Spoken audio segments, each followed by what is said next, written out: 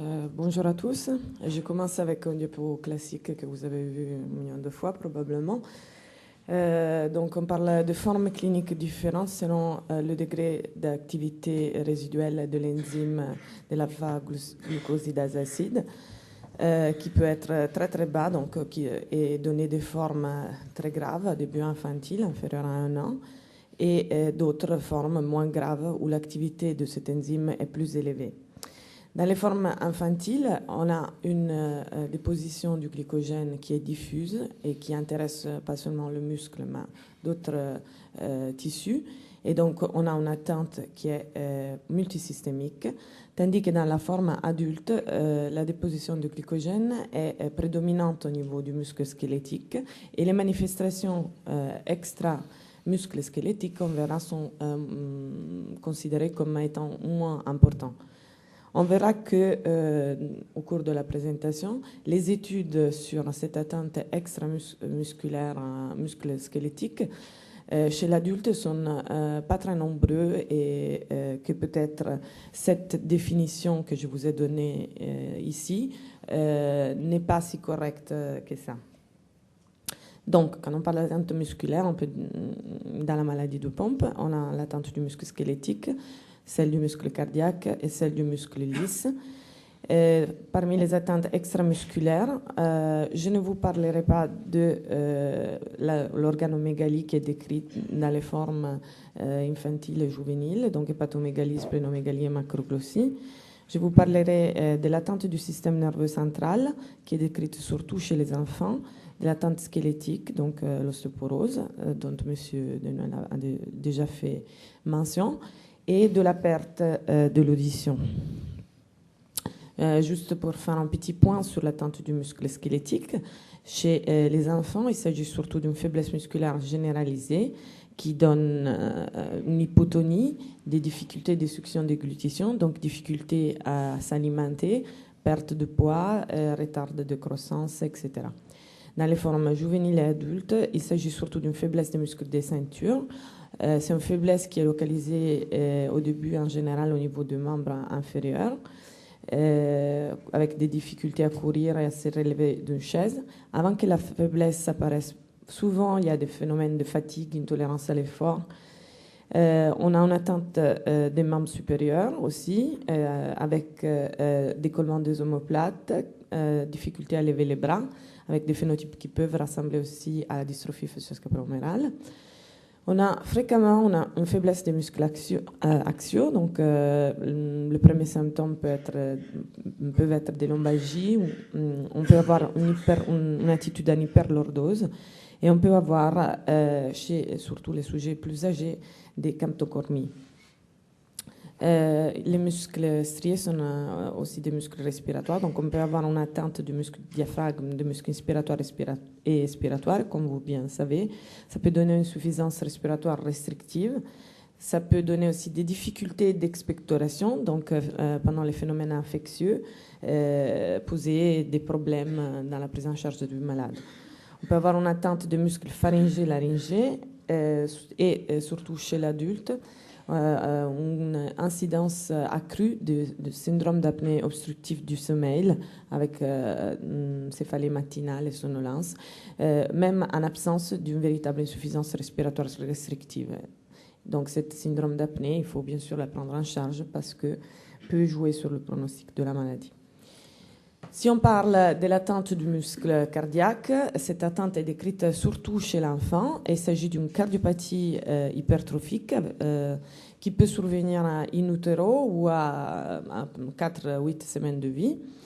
Avant l'introduction de la thérapie substitutive, c'était un des principaux symptômes et un des principales causes de décès. Parce qu'elle progressait rapidement vers une cardiopathie dilatée et donc ça donnait une insuffisance cardiaque sévère et mortelle. Il y a des cas décrits chez les enfants, mais aussi chez les adultes, des cardiopathies ischémiques dues à l'hypertrophie cardiaque, donc l'accumulation du glycogène à l'intérieur du muscle cardiaque, qui allait comprimer le vaisseau coronarien, donner une insuffisance coronarienne et donc une ischémie. Et on a aussi la description de troubles du rythme cardiaque chez les enfants, en association toujours à la cardiopathie hypertrophique, due à la déposition du glycogène dans la partie supérieure du septum interventriculaire. Il s'agit surtout des syndromes de préexcitation ventriculaire qui pouvaient contribuer à les causes de décès. Chez les adultes, les atteintes cardiaques sont beaucoup moins décrites. Mais c'est vrai qu'en faisant la revue de la littérature, très récemment, parce qu'on a eu un cas d'une patiente qui a eu un problème de trouble du rythme cardiaque qui l'a conduit à Nice à poser un pacemaker en urgence, je me suis aperçue qu'il y a pas mal de cas qui ont été décrits, des syndromes de préexcitation ventriculaire, en forme soit des syndromes de Wolff-Parkinson-White. Alors la différence pour les non-cardiologues est un petit peu difficile à faire, mais bon, il s'agit d'épisodes de tachycardie paroxystique avec un PR diminué, un QRS qui a augmenté et l'apparition d'ondes de delta. Cette tachycardie peut évoluer vers épisodes de fibrillation auriculaire ou ventriculaire et donc on peut avoir des morts subites.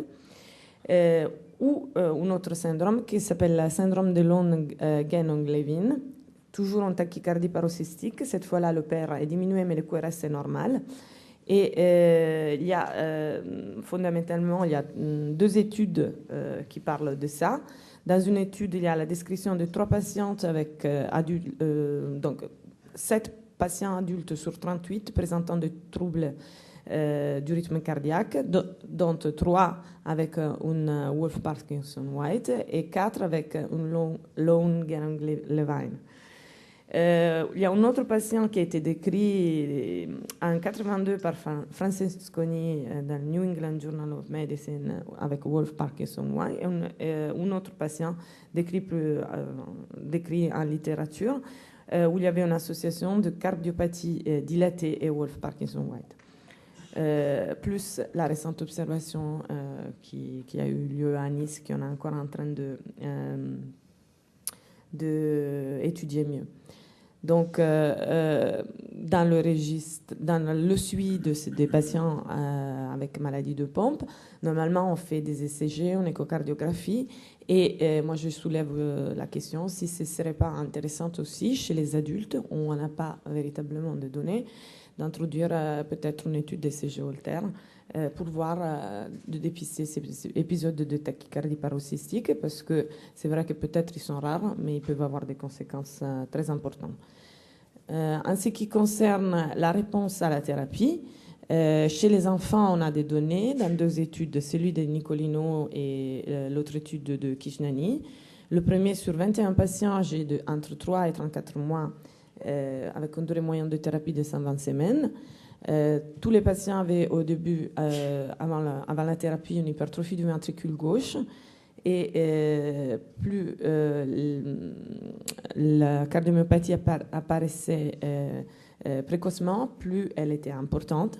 Et suite à la thérapie, pour la faire courte, il y avait une amélioration très significative de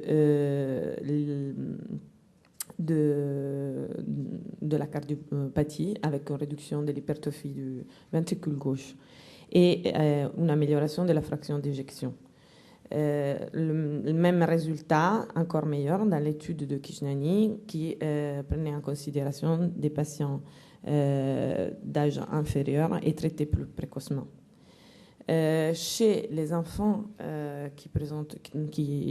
pour lesquels la thérapie n'est pas effective, on peut considérer aussi les thérapies symptomatiques.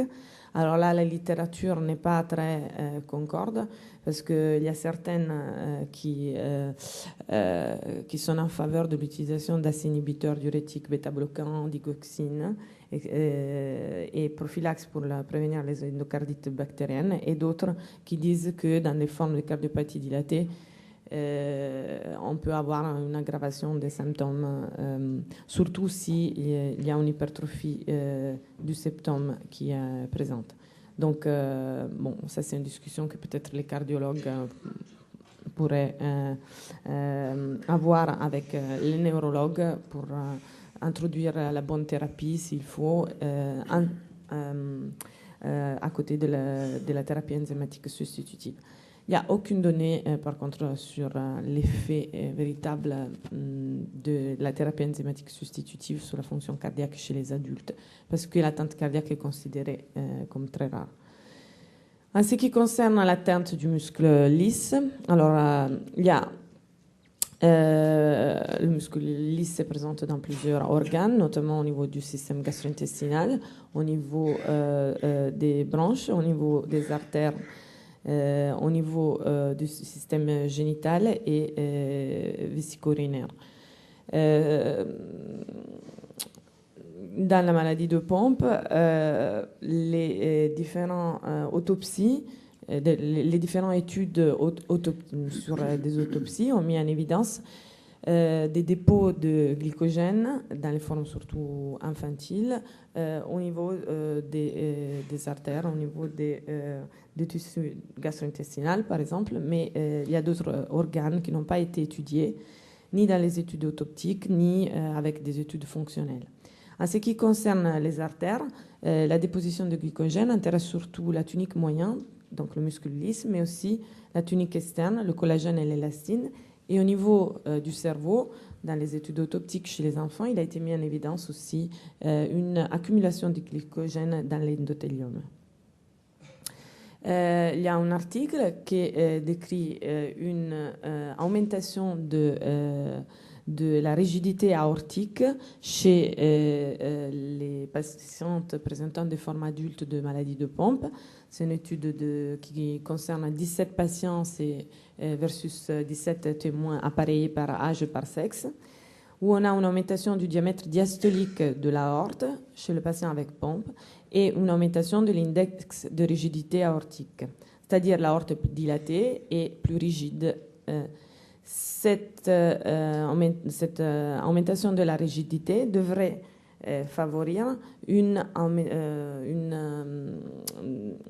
devrait être un facteur de risque cardiovasculaire parce qu'elle devrait favoriser la survenue d'une HTA systolique. En réalité, dans cette étude, les patients étudiés n'ont pas plus que la population générale une augmentation de fréquence de l'HTA. L'atteinte des artères cérébrales, que vous bien connaissez, parce qu'il y a de plus en plus d'articles qui sont sortis dessus. Donc, j'ai repris ce schéma de Pascal dans l'article de Neurology en 2008 en le simplifiant un peu. Donc, vous voyez, c'est tous les cas décrits, y compris les 3 cas décrits par le groupe de Pascal Laforêt. Il y a l'atteinte des artères cérébrales concerne surtout les artères basilaires, vertébrales et les carotides. C'est des dilatations qui peuvent donner des phénomènes d'hémorragie en général et plus rarement des phénomènes de thromboembolie. Ils peuvent être le premier signe de la maladie. Et ils sont dans plusieurs cas mortels et dans d'autres cas, ils peuvent donner des séquelles graves. Donc, c'est des atteintes qui sont particulièrement importantes. On peut le retrouver aussi chez des patients qui n'ont aucun symptôme.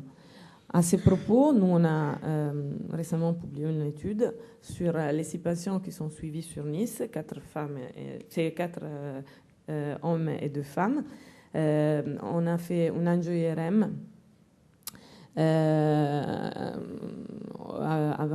au début, avant l'introduction de la thérapie, une année après, et on a trouvé que 4 sur 6 avaient des anomalies des vaisseaux intracrâniens, donc dolicho-basilaire, dolicho-mégabasilaire, ou ectasie des vaisseaux carotidiens et des carotides intracaverneuses.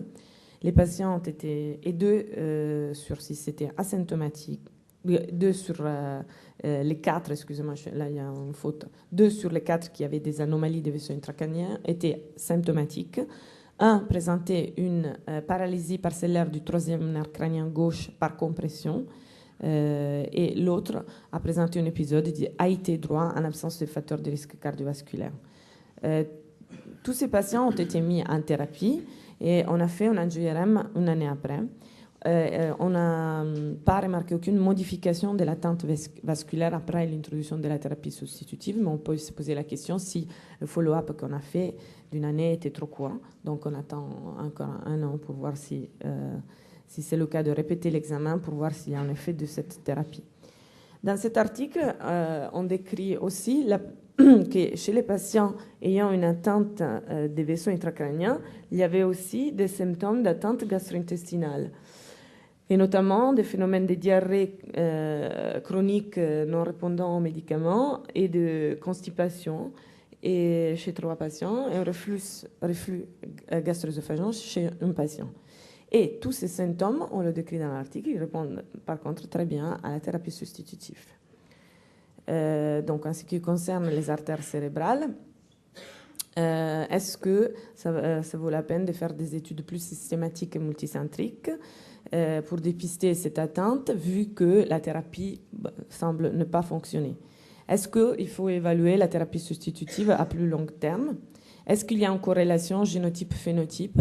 Parce qu'un certain nombre de cas qui ont été décrits sont décrits dans des fratries. Donc il y a des frères et sœurs qui présentent tous des anomalies des vaisseaux intracrâniens. Ça, c'est les questions qui restent un petit peu ouvertes. Alors, on revient à l'atteinte gastro-intestinale, atteinte qui paraît qui est présente sûrement chez les enfants. Chez les enfants, c'est surtout une atteinte des muscles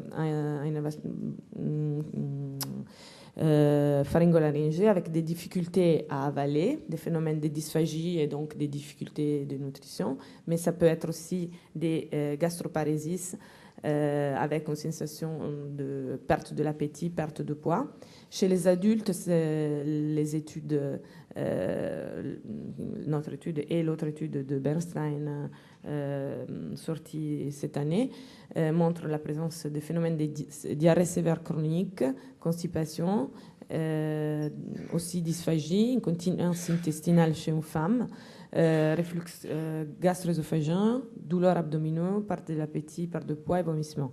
Tous ces symptômes, comme on a décrit dans notre article, mais aussi dans celui de Bernstein, semblent répondre très bien à la thérapie substitutive, et c'est en analogie aux symptômes gastro-intestinaux présents dans d'autres maladies d'accumulation lysosomale.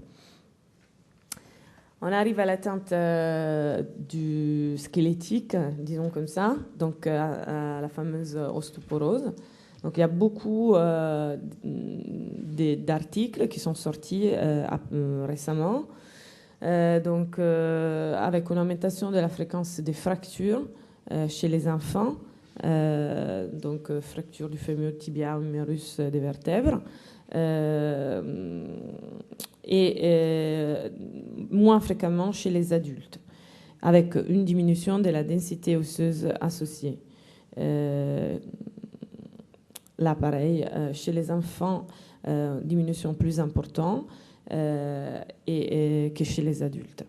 Je vous décris en particulier cet article sorti en 2010 qui étudie 46 patientes, 36 adultes et 10 enfants âgés de moins de 4 ans, sans thérapie substitutive ou avec une thérapie substitutive inférieure à 34 semaines. Dans cette étude, par technique d'EXA, mesurer la densité minérale osseuse dans tout le corps et au niveau de la colonne lombaire L2 et L4. Et il a été montré qu'en général, cette densité minérale osseuse était inférieure chez les patients pompes que dans les témoins sains. 31 patients pompes sur les 46 étudiés présentaient une densité minérale osseuse diminuée. 19 sur 31 présentaient une ostéopénie et 12 sur 46 présentaient une véritable ostéoporose. Chez les patients ostéoporotiques, 4 étaient des enfants, 8 des adultes. Donc 4 sur 10, c'est le pourcentage des enfants, et 8 sur 36, le pourcentage des adultes. Chez les enfants, il y avait des enfants qui présentaient pénie et ostéoporose qui avaient conservé la marche et d'autres qui l'avaient perdue. L'ostéoporose était plus fréquente chez les patients confinés dans le fauteuil roulant. Donc, il y a le phénomène d'immobilisation qu'on connaît bien et qu'on peut voir aussi dans d'autres myopathies, comme par exemple dans la maladie de Duchenne, dans les myopathies des ceintures graves. Mais dans l'article, puisque cette ostéoporose était présente aussi chez des patients qui n'avaient pas encore perdu la marche, il y avait aussi une autre hypothèse qui était soulevée, des corrélations entre la perte de force dans les muscles et une perte de densité minérale osseuse. C'est-à-dire, plus les patients perdaient le muscle, plus la densité minérale osseuse diminuait. Alors après, plusieurs examens biologiques étaient faits, donc calcémie, phosphorémie, vitamine D, PTH, phosphatase alcaline et cross-lapse. Pratiquement, les valeurs de tous ces index biologiques étaient normaux, sauf on trouvait une augmentation du PTH en 7 patients et une diminution de la vitamine D en 8 patients. Un seul patient avait les valeurs de PTH augmentées et de vitamine D diminuées. Le problème, c'est que ces valeurs, ces modifications des valeurs de PTH et de vitamine D ne corrèlent pas véritablement avec le taux d'ostéoporose et d'ostéopénie retrouvés.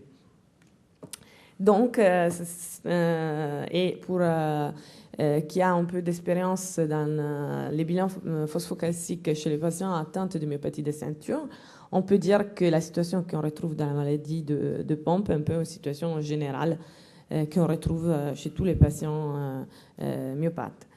Donc, est-ce que c'est le cas d'introduire une thérapie? Alors, quelle thérapie? Supplémentation en calcium, mais les valeurs de calcium sont normaux. Et en plus, on a en littérature la description de 2 cas d'enfants avec des dépôts de calcium dans les muscles. Supplémentation en vitamine D, pourquoi pas? C'est pas dangereux. Mais il n'y a aucune corrélation entre la baisse du taux de vitamine D et l'ostéopénie et l'ostéoporose. Introduction de thérapies plus importantes comme les biphosphonates chez les adultes, parce que chez les enfants, ça peut modifier la croissance. Et palmidronate et alendronate chez les enfants, mais aucune étude d'efficacité dans la maladie de Pompe. Donc encore beaucoup de questions à répondre et surtout sur la spécificité de cette atteinte squelettique dans la maladie de Pompe. On arrive à l'atteinte du système nerveux central qui est décrite surtout dans les formes infantiles de la maladie de Pompe. Alors là, il y a 2 types d'études. Il y a des études sur des autopsies, qui c'est des études bien anciennes, vous voyez 73, 71, etc. Où il y a la description de dépôts du glycogène au niveau, par exemple, du motoneurone de la corne antérieure et du tronc cérébral, au niveau des astrocytes et des oligodendrocytes, mais aussi au niveau des péricytes vasculaires et de l'endothélium des vaisseaux cérébraux. On a, par exemple, des études dans lesquelles on mesure le déficit de alpha-glucosidase acide dans les différents tissus, et on retrouve, comme dans l'étude de Di Mauro, on retrouve un déficit de cette enzyme très important au niveau du cortex cérébral, qui est asymptomatique chez l'enfant, mais l'enfant est décédé très jeune, à l'âge de 11 mois, à cause d'une cardiopathie. Donc, on ne peut pas savoir si ce déficit serait devenu symptomatique. Et puis, on a une étude de 2001 de Martini, toujours autoptique, qui décrit une atteinte de motoneurones des cornes antérieures, du tronc cérébral, du cervelet, des neurones corticaux, et qui est chez un enfant dans lequel il y a l'apparition d'une fièvre qui ne répond à aucun traitement et qui n'est pas associée à aucun type d'infection. Donc l'hypothèse, c'est celle d'une hyperthermie d'origine centrale due à un dépôt de glycogène au niveau du système nerveux central. Il y a aussi un autre article que je ne suis pas arrivée à retrouver, donc que je n'ai pas mis, qui décrit une situation similaire. Et on a le deuxième type d'études, c'est des études neuroradiologiques, essentiellement d'IRM cérébral, qui sont plus récents, qui décrivent chez des cas toujours de formes infantiles isolées, soit un épaississement de la dura madre, dure mère, de la pachyménage, et une pachygyrie périssilienne, donc une atteinte des méninges et du développement cortical, soit un patient avec une hydrocéphalie due en perte neuronale. Et l'étude le plus importante, c'est celui qui fait par Chienne, j'espère de bien le prononcer, en 2006, sur 5 enfants âge moyen 6 mois.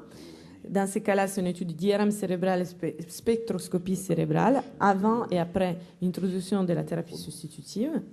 Avant, on a un retard de la myélinisation cérébrale et une amélioration spectaculaire, donc chez 4 enfants sur 5, de la myélinisation après la thérapie. Dommage que dans cette étude, on n'a pas beaucoup de corrélations avec par exemple, des tests qui mettent en corrélation la symptomatologie des enfants avec la récupération de la myélinisation. On parle finalement, le dernier diapo, perte de l'audition. Alors la perte de l'audition, moi je ne savais pas trop où la classer, est décrite surtout dans les formes infantiles et juvéniles de la maladie de Pompe. L'article le plus important, c'est celui de Van Cappel apparu cette année, qui étudie 24 patients, 11 patients avec une forme infantile classique, débutée à un âge inférieur de 3 mois, sur lesquels les études faites sont de impédentiométrie et émission autoacoustique potentiel évoqué auditif du tronc cérébral, avant et après thérapie substitutive. Alors, chez ces enfants, on retrouve une 9 sur 10 une surdité neurosensorielle d'origine cochléaire en 6, due au dépôt de glycogène au niveau de la cochlée, et en 3 rétrocochléaire, donc qui serait dû à des dépôts au niveau du nerf auditif. Et dans l'examen, dans l'étude des émissions autoacoustiques, on retrouve sur 10 sur 11, en plus de la surdité neurosensorielle, aussi une surdité de conduction. Aucune amélioration des examens après la thérapie. 13 patients étudiés aussi avec des formes juvéniles, âge de début entre 3 et 16 ans. Chez ces patients, les études étaient, la fonction auditive était étudiée avec une audiométrie tonale avant et après la thérapie substitutive. La thérapie substitutive qui a été faite en 11 patients sur 13. Alors, vous voyez, le nombre de patients avec surdité nettement réduit par rapport à les formes infantiles, seulement 2 sur 13 patients avec une forme de surdité de conduction non mieux spécifiée et pas d'amélioration avec la thérapie.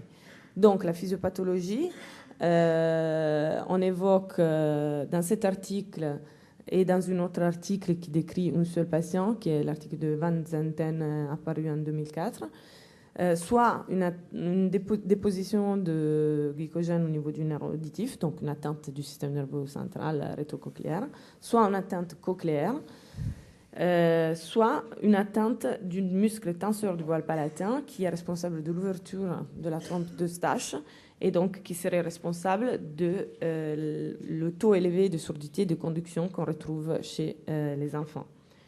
En tout cas,